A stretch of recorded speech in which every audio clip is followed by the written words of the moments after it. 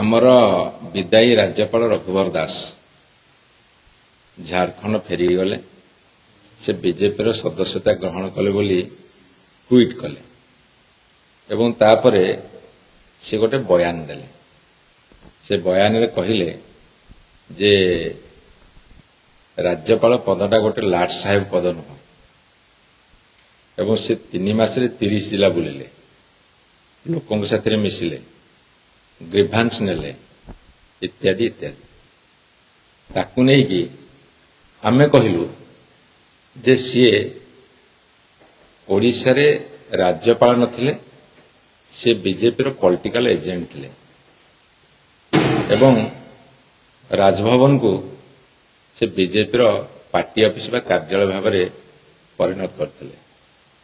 BJP वाला उत्तर देले जे से लोकप्रिय राज्यपाल थिले लोकंकर राज्यपाल थिले गाँ गाँ बुलुथिले एमती केते कोन कथा कहले। वर्तमान बयानबाजी चली ओडिशार राजनीतिक सरगरम करुछि। मोर एठी केतोटी मौलिक प्रश्न।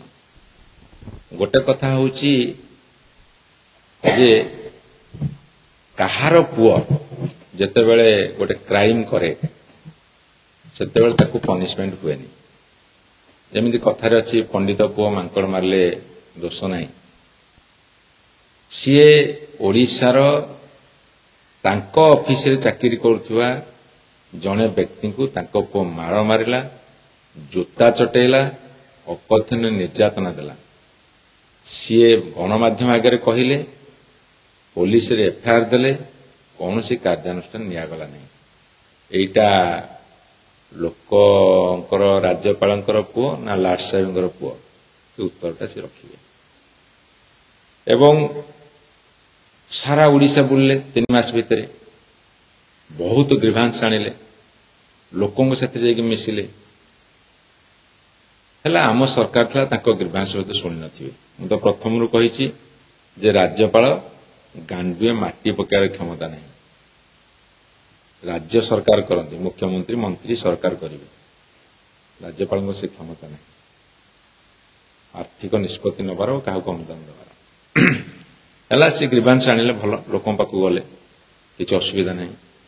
लोकों पाक जाइए ग्रीभांस आनिया को ना बीजेपी स्थिति जानिया को ना बीजेडी को बदनाम करने को जड़े राज्यर गवर्नर हिसाब से सही सरकार जो सरकार थाए ता विरुद्ध रे बयान देवाक एटा भारत वर्ष इतिहास रे कोठी हि नथिला। एवं आनिले ग्रीभांस आनिले ताको सरकार आसिला परे मु तांकु पचारुची वर्तमान राज्य सरकार मध्य पचारुची तमरो जो लोकप्रिय राज्यपाल थिले जेतिकी ग्रीभांस आनिथिले केतोटी ग्रीभांस को एड्रेस करिसंदी।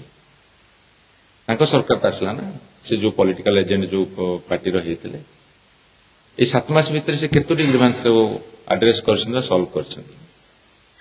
एवं मु तांको आउ गोटे प्रश्न पचारुची तांको कोन प्रम्पटिंग कला जे से कहले जे लाट साहेब पद नुह।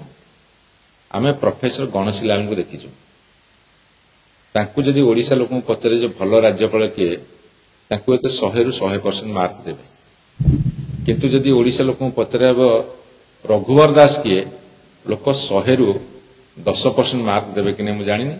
से जदि धराधरी करिवे भी तथापि 30 मार्क पाइबेनी पास मार्क पाइबेनी। एवं आउ गोटे कथा बीजेपी सरकार को पचारिବାକୁ चाहूची जहाँ बीजेपी बंधु माने जो बयानबाजी करुछंती लोकंकर राज्यपाल थिले ताकू तंटिया कौन पे देले 5 वर्ष कार्यकाल सरीनी नंगा तंटिया दे कहीं विदा कले से कारणटा वर्तमान बीजेपी भाई मान स्पष्ट करते।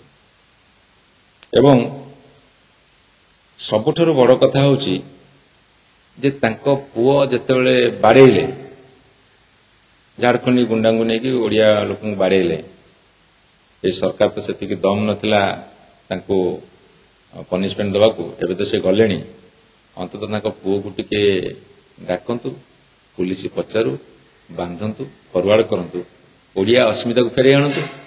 वर्तमान बीजेपी सरकार दायित्व है जो ओडिया अस्मिता कथा कहीकि आसते से ओडिया अस्मिता को से बर्तमान फेरे आणतु